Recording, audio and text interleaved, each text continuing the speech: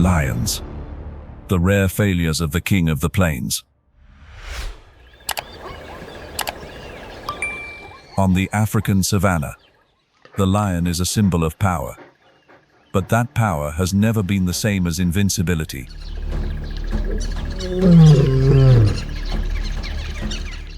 They stand at the top of the food chain, armed with strength, coordination, and a killing instinct forged through millions of years of evolution.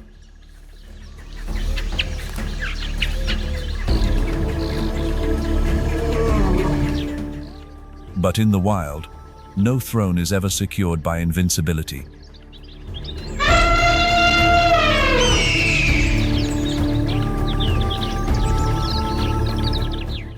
The dry season is tightening its grip on the grasslands. Hot wind moves through the low thorn acacias, carrying the smell of dust, dry dung, and the scent of herds forced to gather near water.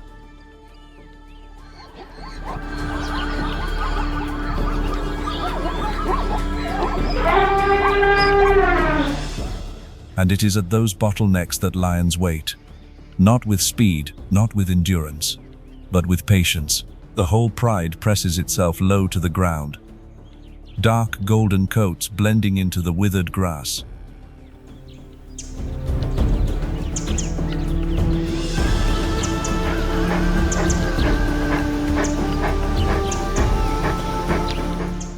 No roar, no wasted movement, only half-open eyes, cold and precise, waiting for the moment prey makes a mistake. Lions hunt many different species, but most of them are still medium-sized and large ungulates. As for giant targets such as buffalo, giraffe, or elephants, they become options only when circumstances open a good enough chance.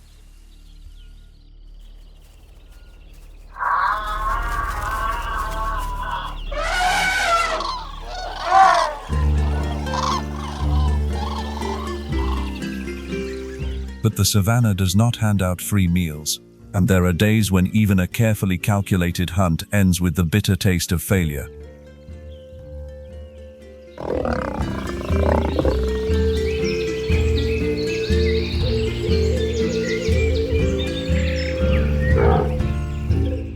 Before the pride now stands a Cape buffalo, Cinturus caffer. It stands in the low hollow like a black stone that breathes.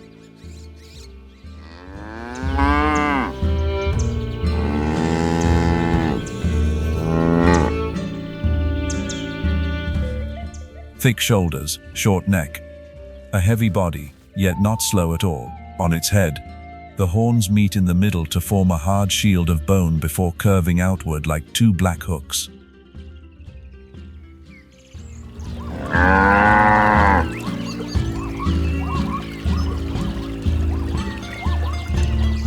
The Cape buffalo is one of the most formidable wild bovines in Africa. And wild cattle in general are not the kind of prey that yields easily. Muscle power, dangerous horns, powerful kicks, and the ability to fight back as a group are enough to stop many hunts.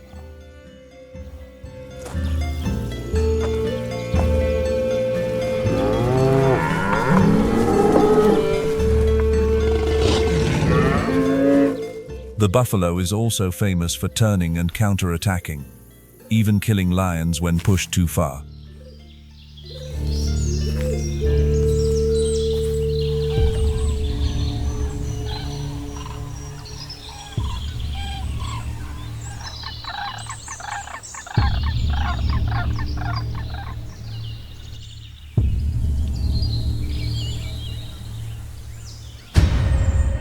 One lioness begins to press closer, then a second, then a third opens the circle along the flank.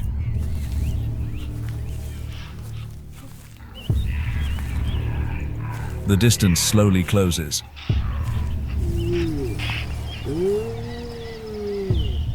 The air above the grassland feels dense and heavy. Dry ground cracks beneath the hunters' bodies. The whole pride has chosen the familiar method. Seize the buffalo from several sides. Try to drag it off balance. Try to turn that mass of muscle into a body no longer able to command its own legs. Then the attack erupts.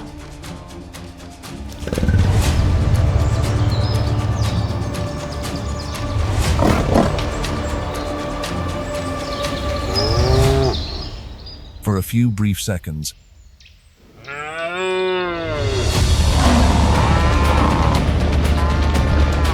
it seems the balance is beginning to shift toward the hunters.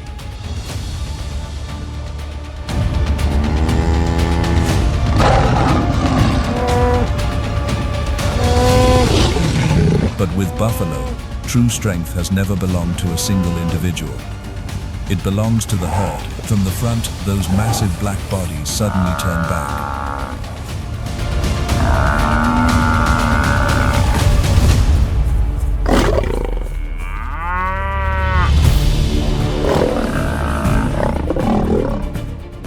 No panic, no chaos.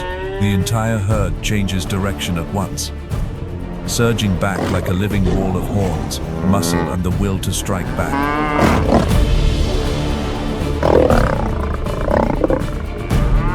Heavy heads drop in unison. The ground trembles beneath dozens of hooves charging at once.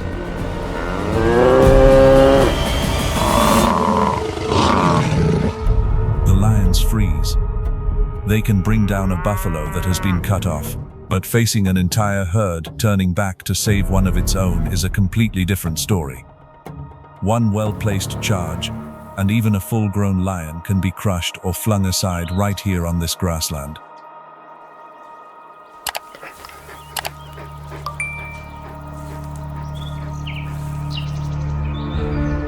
The lions are forced to abandon the prey. The hunt is over, and this time,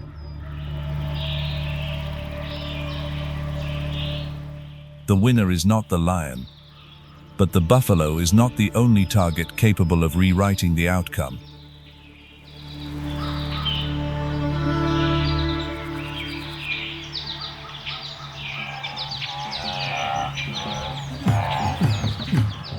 Farther south, where the thorn acacias stand more sparsely and the sunlight beats down like fire, a shadow taller than the grass itself is moving slowly.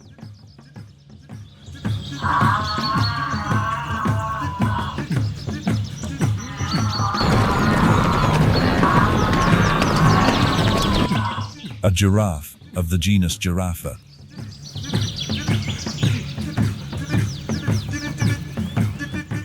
The keeper of the Savanna's low sky on legs stretched to absurd length.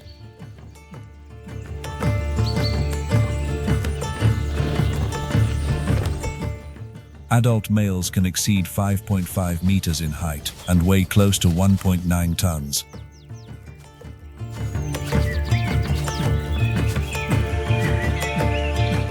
That size alone is enough to make any predator recalculate. Lions can target giraffes, but usually only when the animal is young, weakened, sick, or isolated. A healthy adult is an enormous gamble.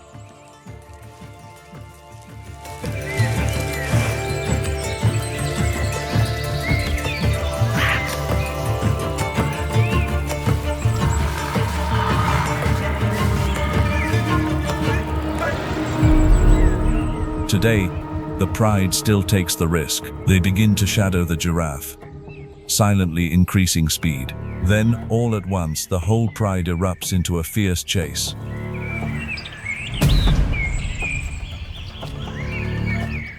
The giraffe surges forward on those long legs, its gigantic body gliding across the grassland with astonishing speed. Every stride seems to swallow distance, but the lions do not give up. They stay tight behind it.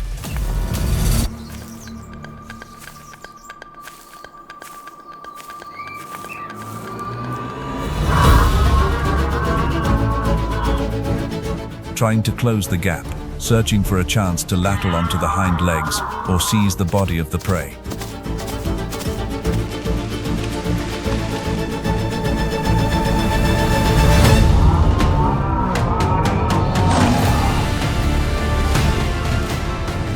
One lioness accelerates harder than the rest, drawing close along the giraffe's flank. She is about to unleash the decisive strike. But at that exact moment, the giraffe suddenly lashes out with its hind legs.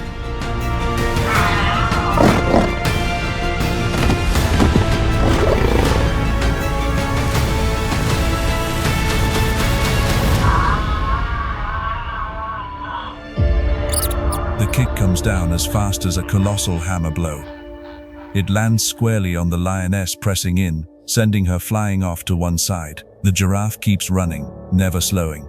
Even as it flees, it remains ready to unleash more lethal kicks at any predator reckless enough to close in again.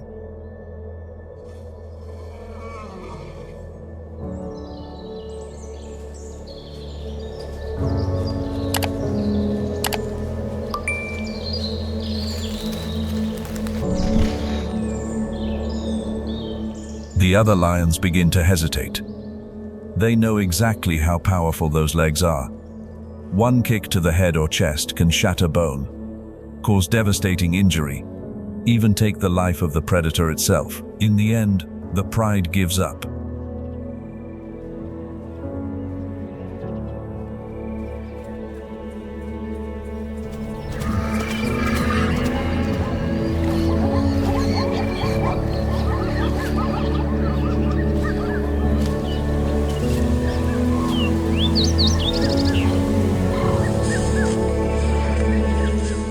On the savanna, a giraffe is not prey that yields easily.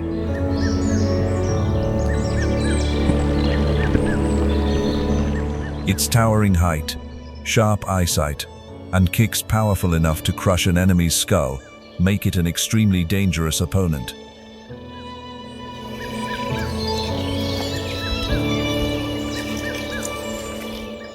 And today, the pride has had to relearn that familiar lesson through its own pain.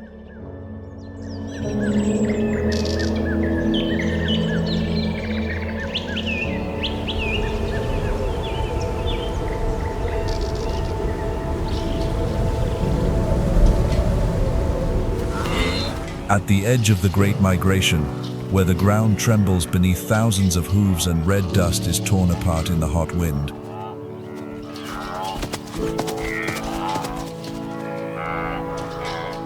a wildebeest mother is trying to keep her calf close at her side.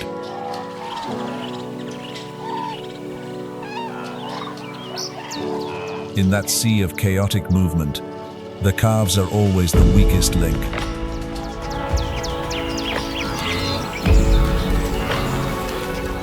And to a lioness, that is also the clearest opportunity.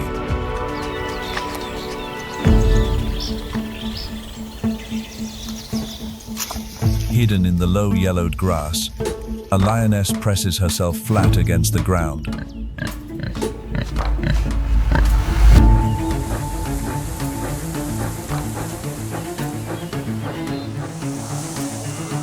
No roar, no wasted movement, only her eyes locked onto the wildebeest mother and calf slowly drifting away from the edge of the herd.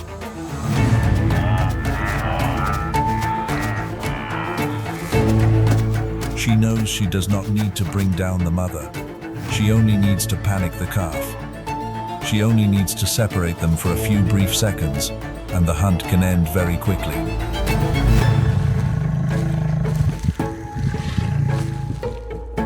At last, that moment comes. The lioness erupts from the grass like a dark golden spear.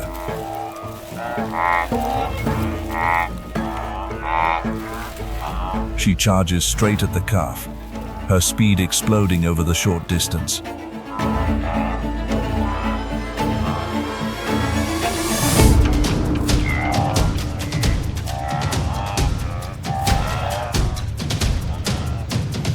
The wildebeest herd instantly falls into chaos.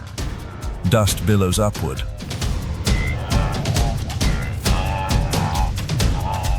Breath, hoofbeats, and cries of alarm merge into a single shockwave across the plains.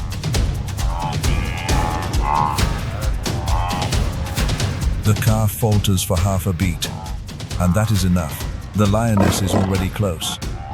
The prey seems no more than a single outstretched strike away.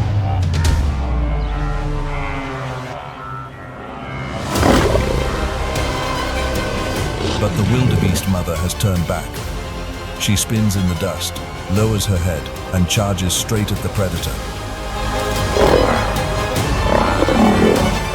Her heavy curved horns drive forward with all the force of a mother pushed to her final limit.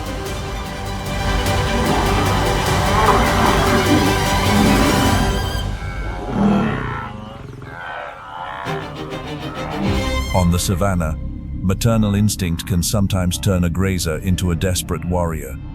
And in this moment, that very instinct is forcing the lioness to retreat.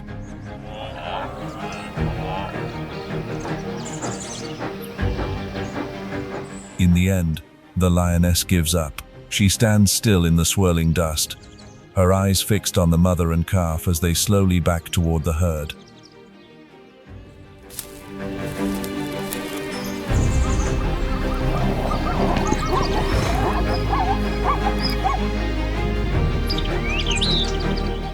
The hunger is still there, but the cost of continuing has become too high.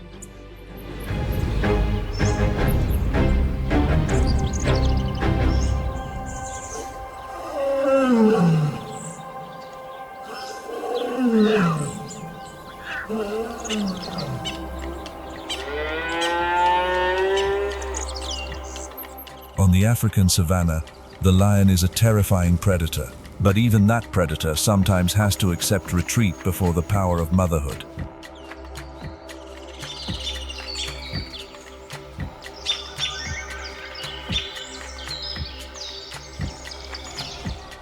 Because in the wild, there are moments when the instinct to protect the young is fiercer than the instinct to kill.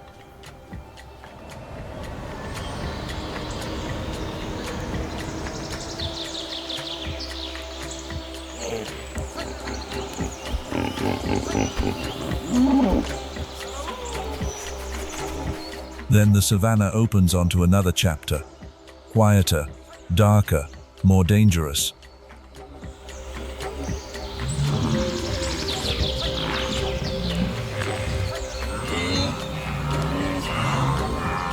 At a shallow waterhole in the middle of a scorched land, a male sable antelope lowers its head to drink.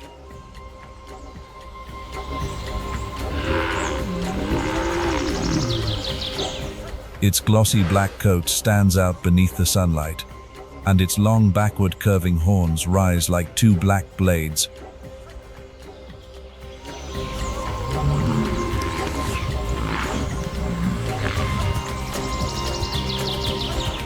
Full of threat, it is one of the most beautiful and dangerous antelopes in Africa.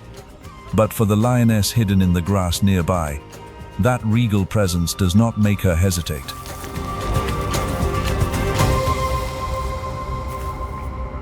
She lies pressed low against the earth, narrowing the distance little by little. Every movement is slow, low, and calculated. The sable antelope keeps drinking, seemingly unaware of the danger silently creeping up behind it. The moment has come.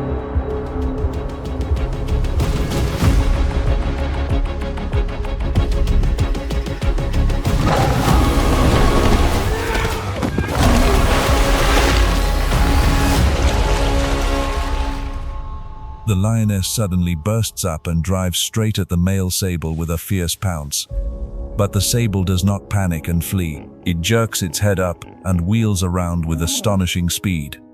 In an instant, those long curved horns are aimed straight at the predator.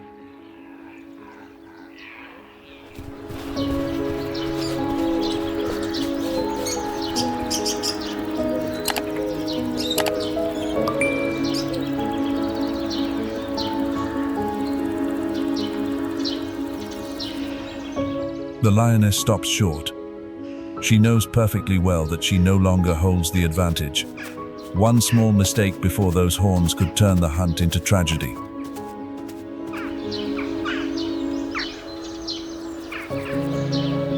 In the end, she gives up.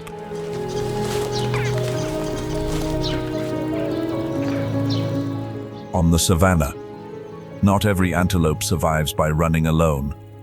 With its large size, dense muscle, and dangerous long horns, a male sable can force a predator to retreat.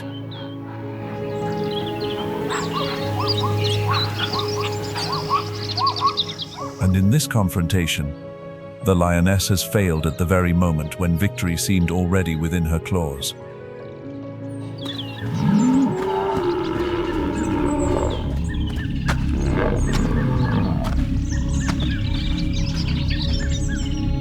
But all the trials before this still were not the final limit.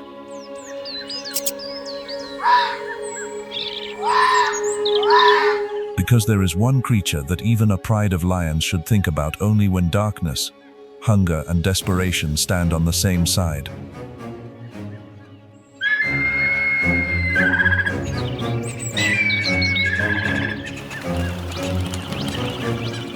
The African elephant, Loxodonta africana, the greatest living mass on land.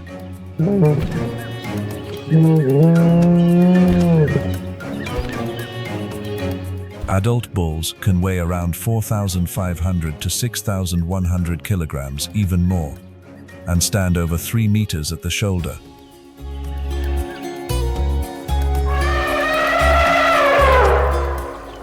They communicate through low-frequency sounds that can travel for many kilometers, while within the herd, the matriarch plays the role of coordinating the entire group.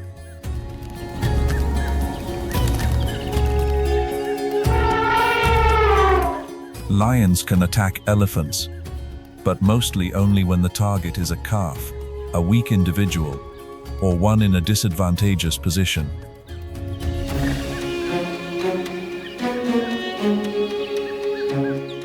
A healthy adult elephant is almost a moving biological fortress. Late afternoon.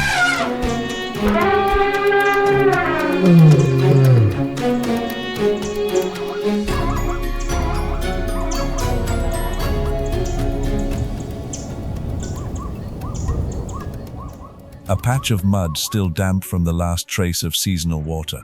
The elephant herd is crossing an open stretch, those enormous bodies forming a giant gray line against the yellow grass.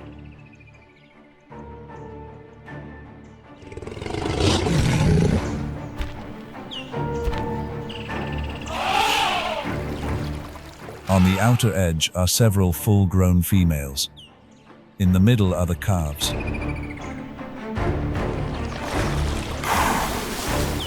It is the formation the savanna has taught them to hold for millions of years. The thickest flesh on the outside, the most fragile lives on the inside.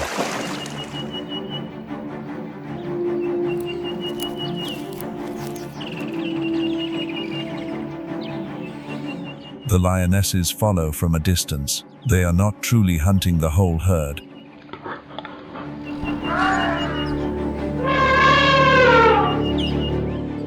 They are only searching for an opening, a calf that loses the rhythm, a mother that drifts out of formation.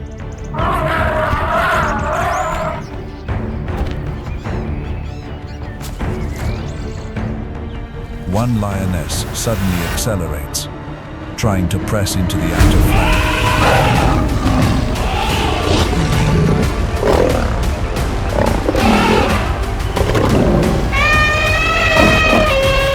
The mother elephant whirls around, throwing all her strength into the reaction to defend her calf.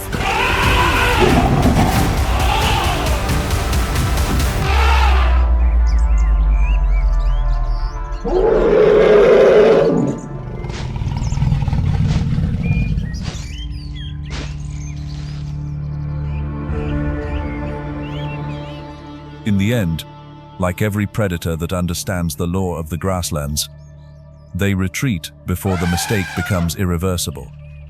On the savanna, there are doors that do not open through hunger, and the wall of an elephant herd is one of them.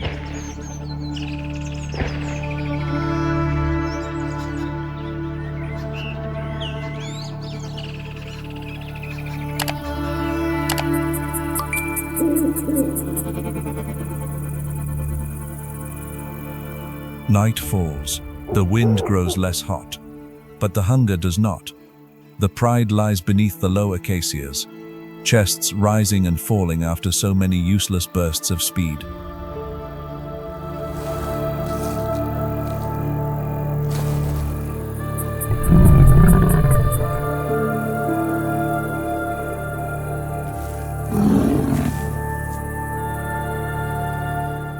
They are still kings, but not the kind of kings for whom every pounce succeeds and every opponent falls. They are kings of a kingdom where power always has a price.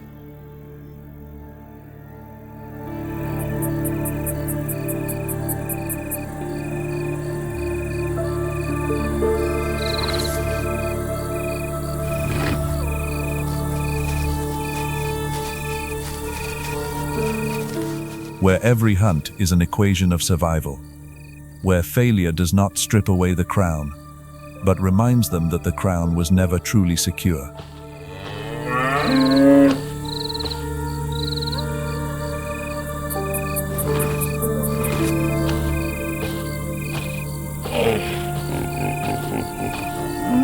Because the Savanna does not honor the strongest in any simple sense. It honors the one who knows when to surge forward, when to stop, and when to accept a step backward in order to stay alive for the next hunt.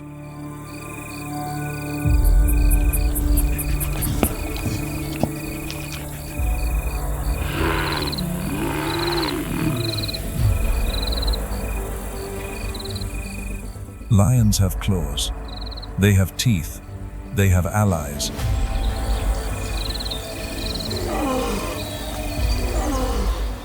But buffalo have horns and the will to fight back.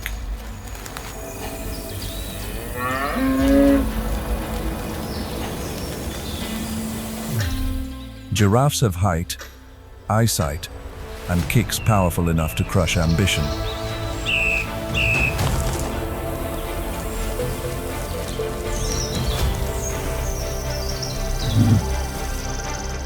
Male sable have curved horns like sickle blades raised against death itself.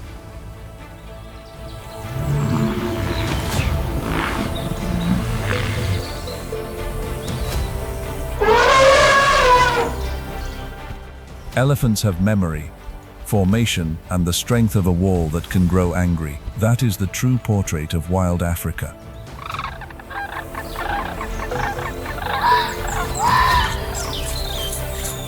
There are no invincible creatures, only beings forged to survive one more day.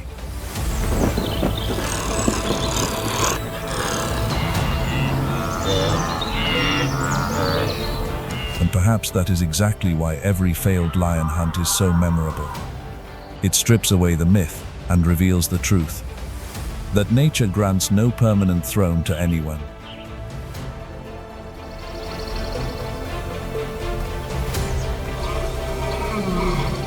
But the greatest strength does not lie only in the claws of the predator, but also in horns, in legs, in formation, in reflex, in memory.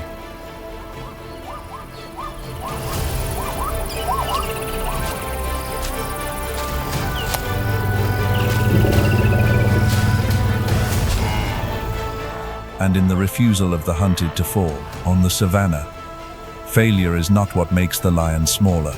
Failure is what proves that this grassland is greater than every title.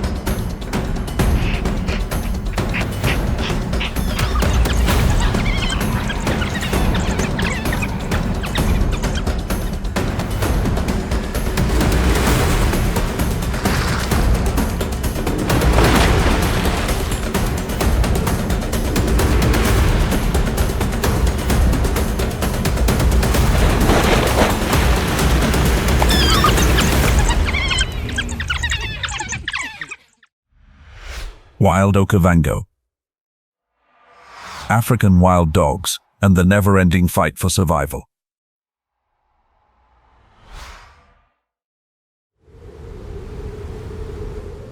A land once parched and barren suddenly turns into a vast inland sea of fresh water. This is the Okavango Delta, one of the strangest natural wonders on Earth.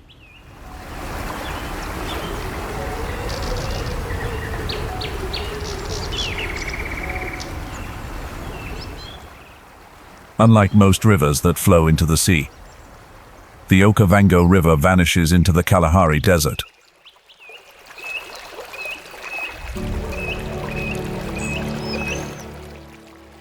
The floodwaters do not come from local rain, but from heavy downpours on the Angolan highlands thousands of kilometers away.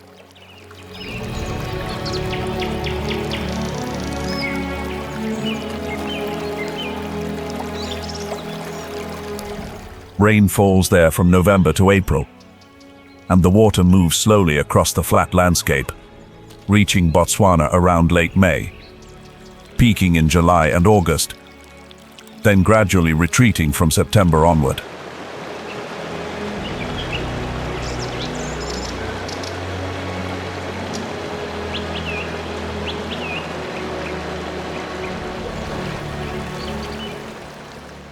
The flood season transforms scorched grasslands into a maze of channels, islands, and waterlogged marshes.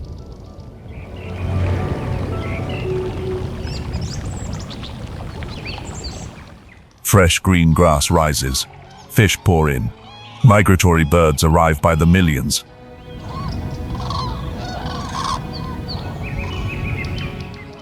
Thousands of antelope, zebras, elephants, and African buffalo gather around the new waters.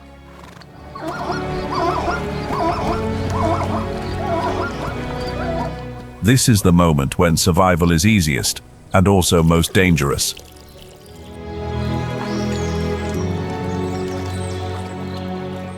Because beneath that clear water, predators are already waiting.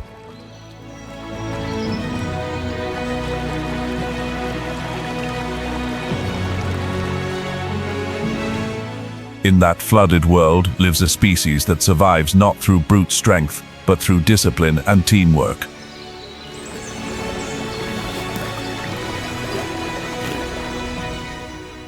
The African wild dogs appear.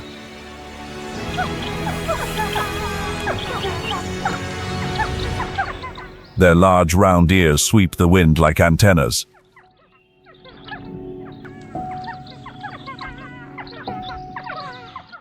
Their coats are mottled in yellow, black and white, with no two individuals alike, as if each carries its own signal, so the pack can recognize one another in the chaos.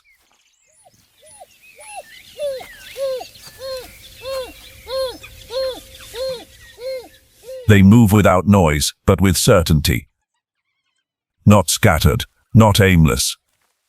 They move like a spear with many points, always aimed at a single target.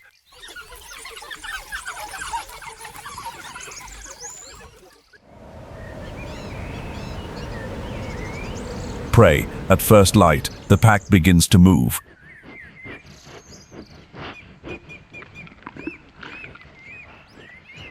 They travel in a familiar hunting formation, staying in contact and keeping close enough to respond as one, able to leap as high as 3 meters, but unable to endure a long chase.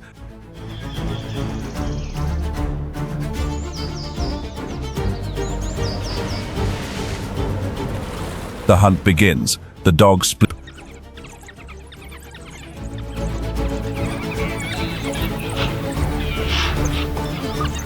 The impalas bolt in panic across.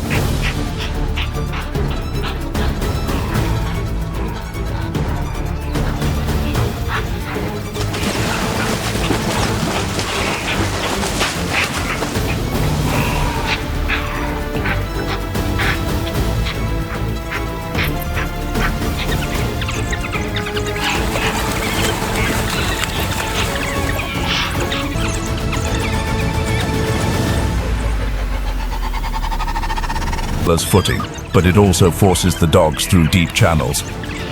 After more than 2 kilometers of pursuit, an impala begins to fail.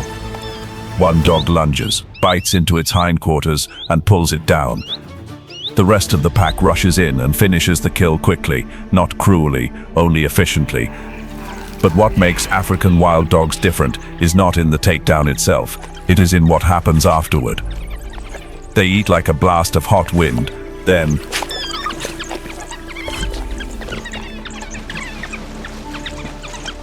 the moment there is some meat in their bellies, they return to the most important rhythm in the pack's life, sharing. The adults swallow quickly, then run back toward the den. And on the way home, they begin to regurgitate food, not from weakness, but because this is how the pack feeds the members who could not be at the hunt.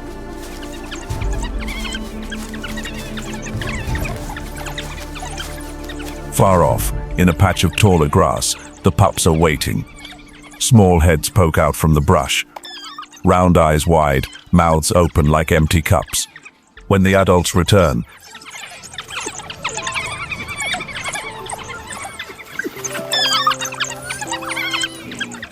they immediately bring up the meat that is still warm. The pups rush in,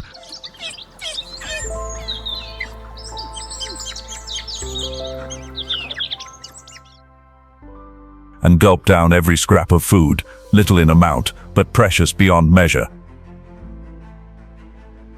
In Okavango, this is not an act of tenderness, it is a strategy for survival. A pack of wild dogs cannot stay strong if its pups go hungry. And the pups cannot grow if the adults do not hunt fast enough, far enough, and regularly enough to bring food back. Once the pups have had their share, the wild dogs rise again. They cannot afford to rest for long. Flooded Okavango changes by the day. The water opens new paths.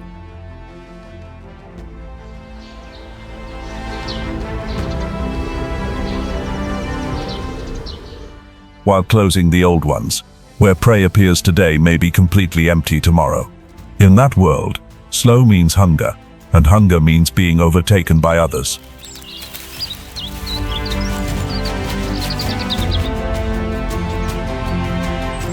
But African wild dogs are not the only hunters able to read the shifting rhythm of this flooded land, or the edge of a low grass flat.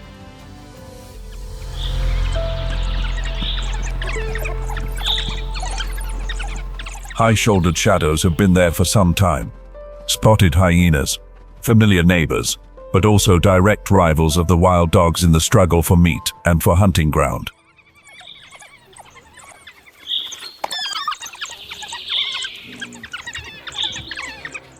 With high shoulders, sloping backs,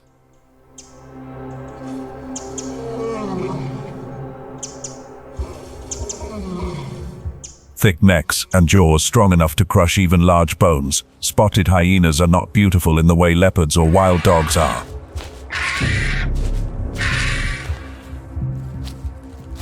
But in Africa, appearance has never decided who is truly frightening. Hyenas survive through endurance, through nerves of steel, and through the ability to sense exactly where a hunt has just ended.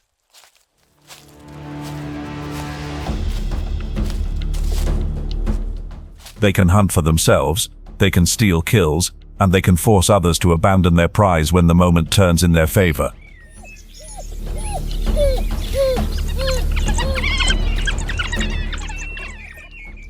In Okavango, where the smell of blood carries far across the water and the flooded grass, hyenas always know when a pack of wild dogs has just eaten.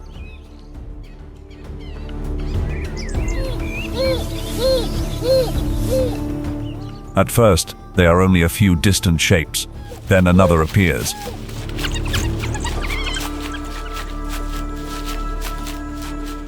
Then a few more harsh, shrill laughs cut through the evening wind.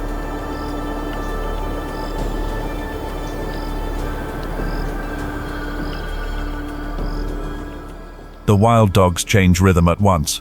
Not one of them keeps its head down over the carcass.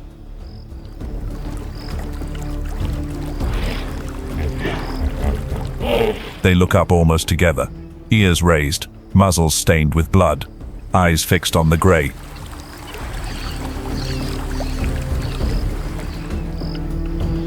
Spotted figures closing the ring. The hyenas move in with the exact confidence of animals used to taking what belongs to others.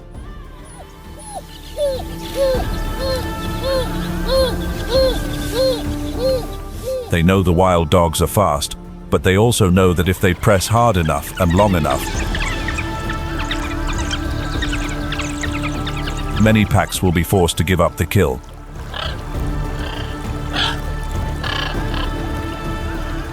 One hyena in front lowers its head and takes a few short steps closer. Another circles to the left, as if testing the pack's response.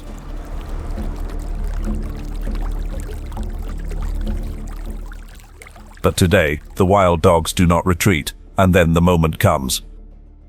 Both packs surge at each other. The confrontation lasts only a short time.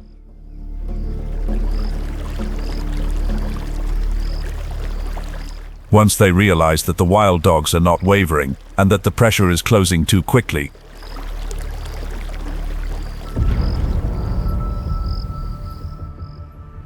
the hyenas begin to pull back. Their harsh laughter turns into irritated growls. In the end, the whole clan gradually withdraws from around the carcass. The wild dogs win.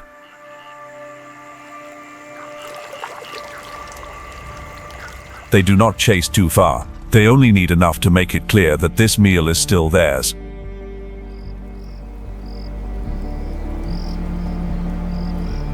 When the last gray shapes fade back into the darker grass,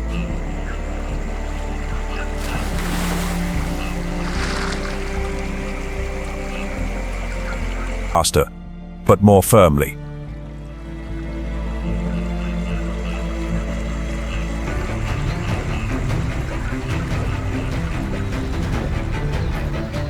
It is no longer a meal torn apart.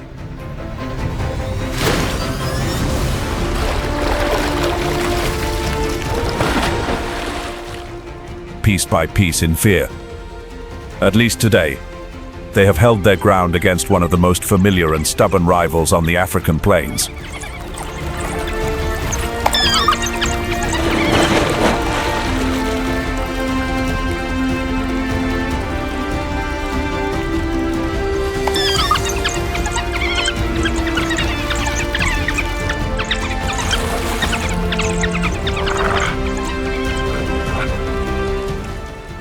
That clash also lays bare the difference between two predators living side by side on the same land, yet surviving by two entirely different paths.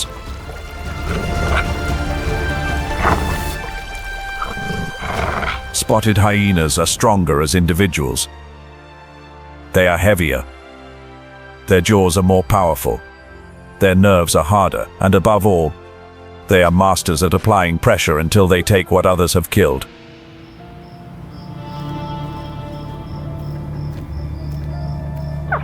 If wild dogs are living spears, surviving through speed, precision, and near-instant coordination,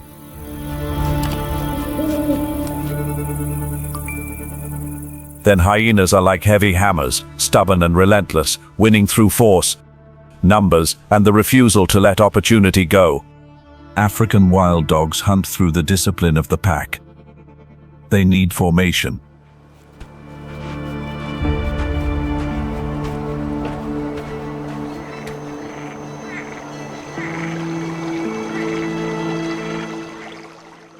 They need exact spacing.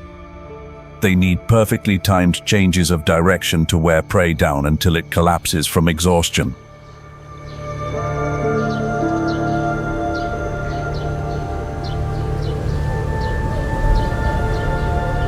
Hyenas are different. They can hunt, they can steal, they can scavenge, and they waste almost no source of meat.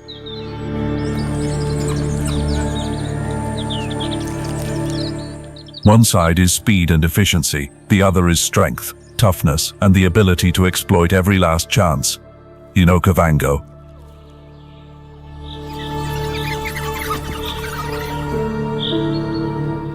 When these two species meet, it is not just a struggle over a carcass, it is a collision between two opposing survival strategies in wild Africa.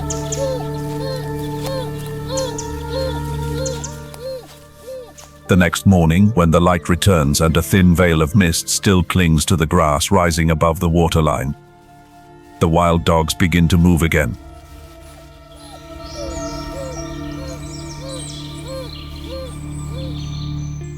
Ahead, at the edge of a drier patch of grass.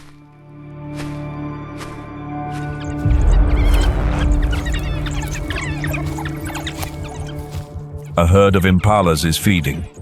Their slender ears turn constantly, heads lifting and lowering again and again.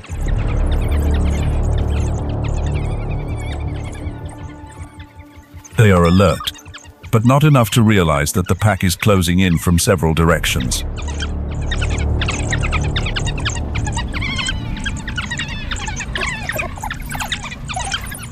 The chase begins. The impalas explode forward like living arrows.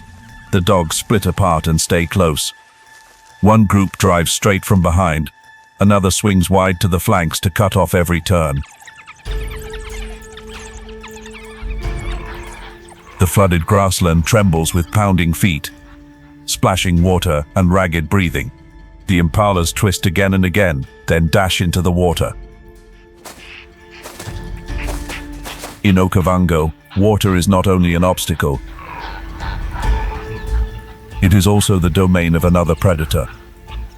Beneath the surface, a Nile crocodile has already been waiting. It lies still in the murky water, with only its eyes and nostrils above the surface.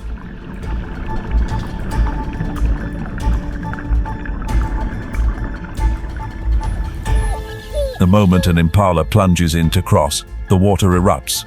One crushing bite locks onto a hind leg. The prey jerks violently, its cry ripping across the marsh. Its body reels between two forces pulling in opposite directions.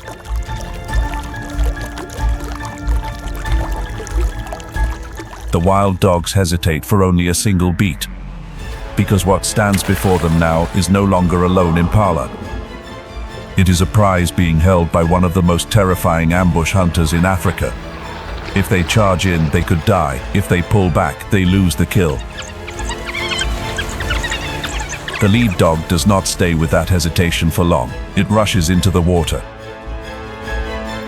and the whole pack surges in after it, like a dark wind lashing straight into the muddy shallows. They bark sharply,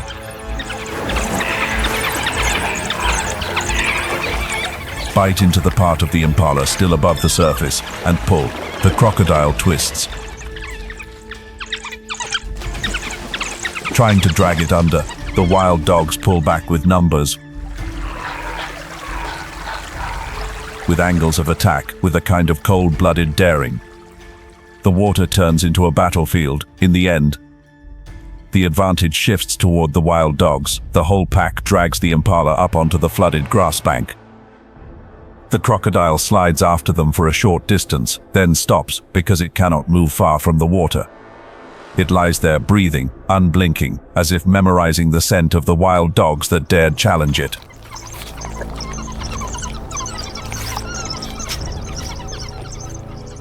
The wild dogs eat. They eat faster than on any other day, as if they understand that this victory cannot last. Their ears stay raised. Their heads keep lifting, because Okavango holds more than crocodiles.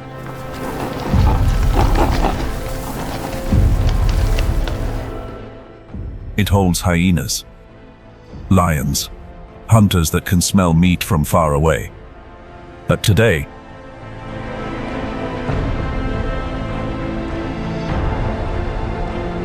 the wild dogs have held on to their meal. Before this, they had already driven off the hyenas, and now they have torn their prey back from the jaws of a crocodile.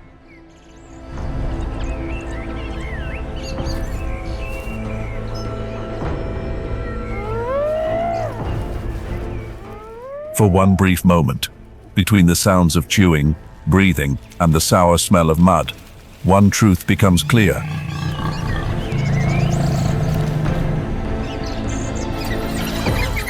African wild dogs do not survive because they do not know fear.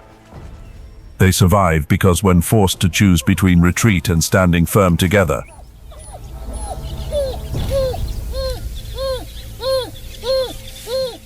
they often choose the second. Flooded Okavango keeps spreading. The water keeps changing course. The marshes still darken when evening falls.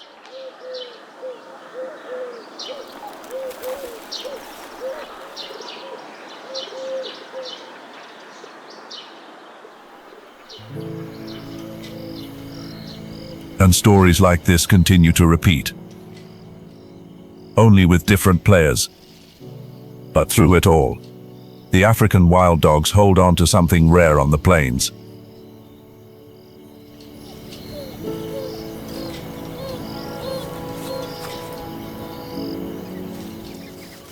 The discipline of the hunt, and the discipline of not breaking apart too soon under pressure. What lingers is not the barking, nor the violence of tearing bites.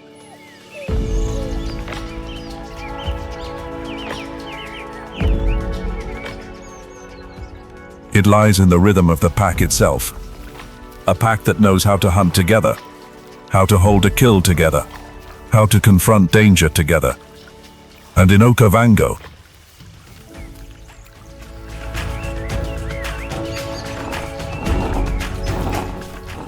that is the difference between lasting one more day or vanishing from these flooded lands forever.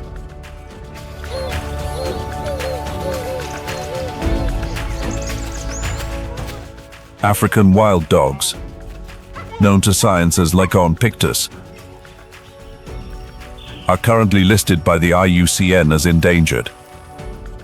What pushes them to the edge is not only the difficulty of hunting, or the struggle to defend kills from hyenas.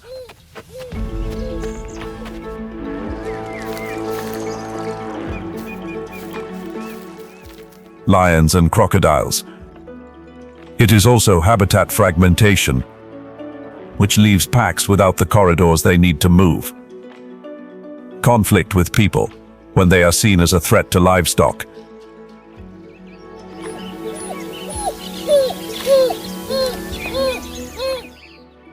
Infectious diseases such as rabies and canine distemper spread from domestic dogs and capable of sweeping through an entire pack.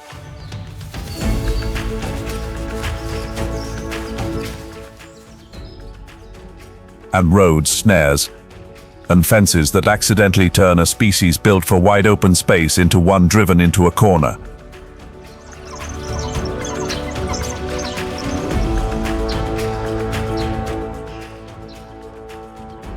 For wild dogs, a pack is not just a few individuals hunting together. A pack is a true living body. Lose one skilled hunter,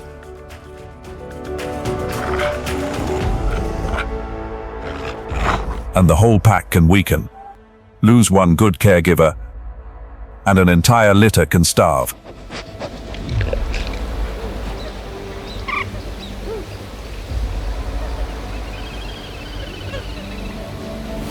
A disease outbreak can erase a whole pack in a very short time. And when a pack breaks apart, it does not only lose strength,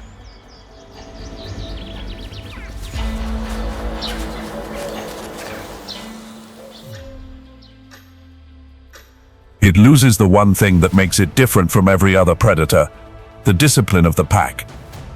Flooded Okavango will keep swelling.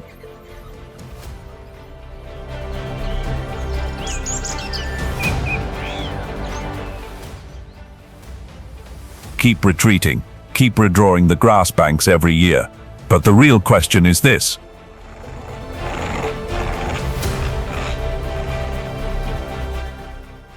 Will wild dog packs still have enough land to run? Enough corridors to live?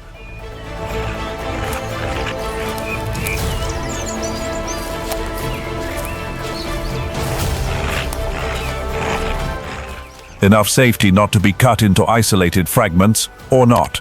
Because if one day the plains suddenly fall silent, it is usually not because nature has run out of stories to tell.